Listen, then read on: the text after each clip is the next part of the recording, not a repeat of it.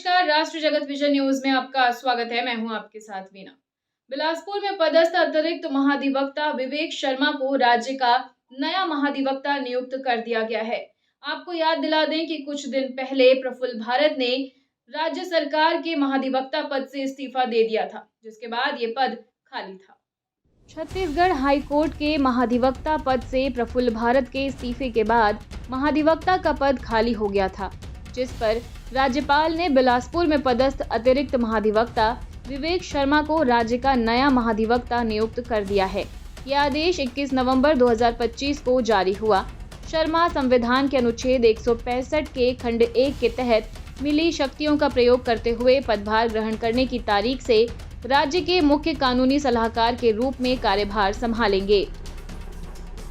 विधि और विधायी कार्य विभाग की प्रमुख सचिव सुषमा सावंत ने नवा रायपुर से यह आदेश जारी किया है। महाधिवक्ता का पद राज्य सरकार के लिए सर्वोच्च कानूनी सलाहकार का होता है, जो हाई कोर्ट और सुप्रीम कोर्ट समेत सभी कानूनी मंचों पर राज्य सरकार का पक्ष मजबूती से रखता है।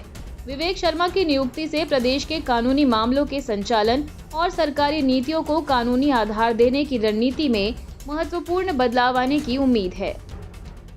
और फिलहाल खबरों में इतना ही। अपडेटेड रहने के लिए हमारे चैनल को सब्सक्राइब कर लीजिए। नई खबरों का नोटिफिकेशन के लिए बेल आइकन जरूर दबाइए। नमस्कार।